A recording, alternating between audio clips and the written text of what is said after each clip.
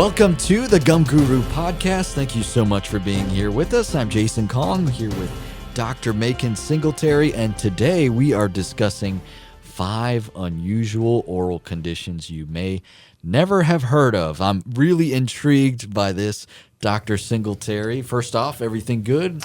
Everything's great. We're doing better than we deserve, as you know. That's what I like to hear.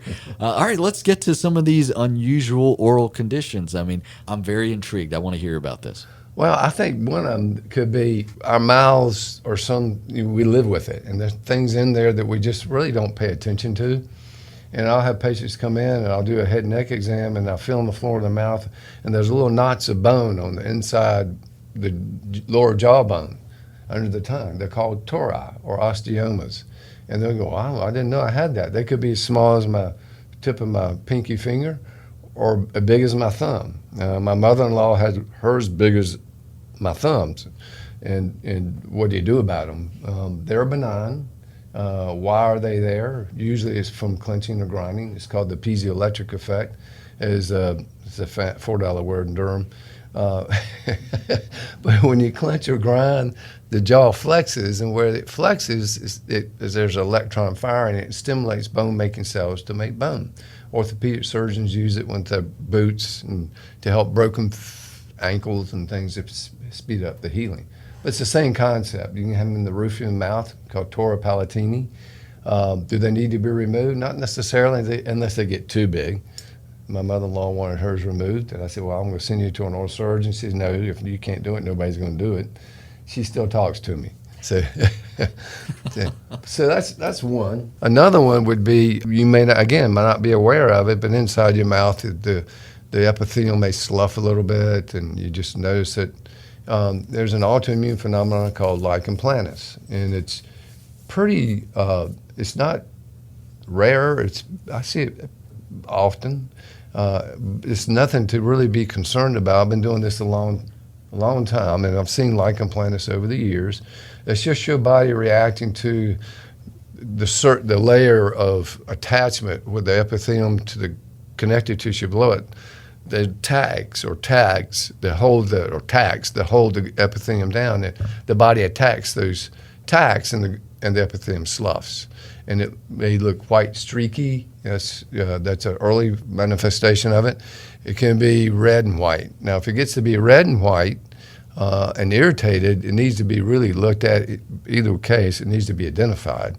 So when an individual is doing an oral exam, when I do an oral exam, I check that and see. And if there's that phenomena there, I advise the patient. It doesn't necessarily mean a biopsy should be done, but it can involve other mucous membrane areas. And so to identify it, it's a good thing. Some people say, well, I didn't know I had that. And it's good to make them aware of it. There's certain things that aggravate it, cinnamon, chocolate, nuts, and certain toothpaste. And so, to identify that, it's a good thing to do. Yeah, absolutely. Being more aware of it helps us all. These are great. All right, we've covered 2 so far. What's number 3 on your list? All right, called mucoceles. Mucoceles are fluid-filled sac, usually minor salivary glands in the mouth. If you get one under the tongue, it can be pretty big, and they're called ranulas, which is, I think it's Latin for frog belly. But it can be the size of your thumb, and they can pop. They can and the fluid goes out of it, and it can fill back up again. If there's on the lip, sometimes it can be disfiguring, and it doesn't necessarily go away. And so what we do is remove it. It's like a sac, and we can use the laser, but eventually it may be something that needs to be addressed. But they're benign, and again, it's a fluid-filled sac that it's like a mucous membrane, a mucoprotein kind of material. Yeah, so that's something that we don't need to be too afraid of, but we can have that addressed pretty easily. All right, let's get to number 4. Well, some of these people may not be aware of them. Is aphthous ulcers, fever blisters, and cold sores. People are probably aware of them. What's the difference between a fever blister and a cold sore? A fever blister generally is a herpetic phenomenon. usually herpes virus. It can be on the lip, it's on a keratinized or thick tissue like the palate. That's a herpetic lesion, and that's it can be. You can get it from drinking after somebody. Once somebody has a blister, that's a pretty contagious point in time that you want to avoid contact with individuals. And generally on your lip, it looks like an ulcer.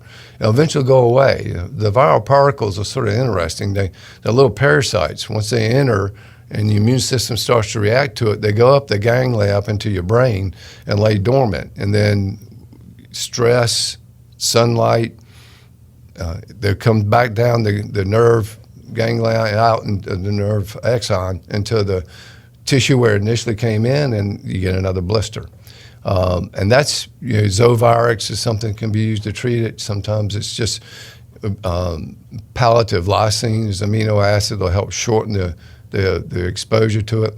The other one inside the cheek or under the tongue are aphthous ulcers, another autoimmune phenomena. Again, it's benign, but it's something that is very painful. It takes 2 weeks to heal. Fever blisters the same way.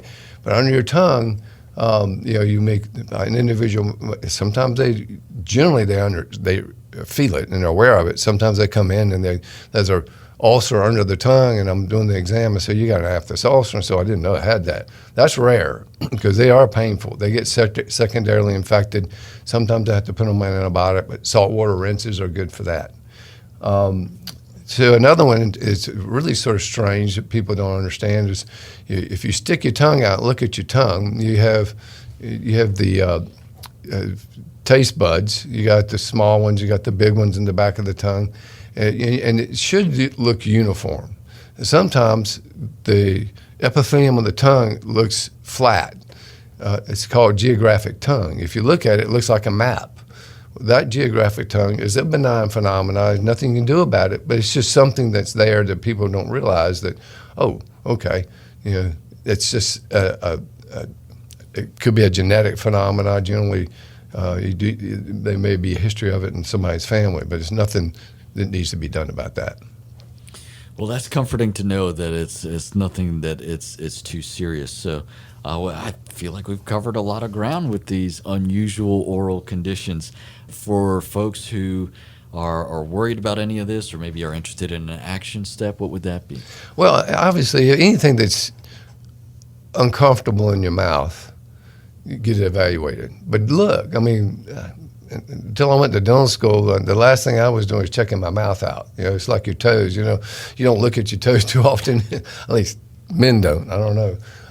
But be aware of what's going on, and if there's an irritation, there's a reason for it, and it should be addressed. So have it looked at. Yeah, and some of these, may be found with an exam by a professional. Is there anything that we can do on our end? Should we be feeling our gums? Should we be probing around, or is that something that we should leave to you guys? Yeah, good question. When you brush and floss, it shouldn't hurt. When you chew, it shouldn't hurt. If it's hurting, that's not normal. You should be, like you and I are talking, there's nothing that I'm aware of. And if you're aware of something, you should get it evaluated. That's a really good piece of advice. So if you're in that situation, go ahead and get a hold of the folks at North Raleigh Periodontics and get that examined. See if we can figure out why that's happening to you, because that should be something that you don't want to have to deal with. Well, that's going to do it for this episode of The Gum Guru. Thank you so much for listening. If you would like to know more about ways to make sure your smile is healthy, or more information on any of the treatments in today's discussion, check out their website at northraleighperio.com. If you have other questions you'd like to have answered on the Gum Guru podcast, send them to contact@northraleighperio.com.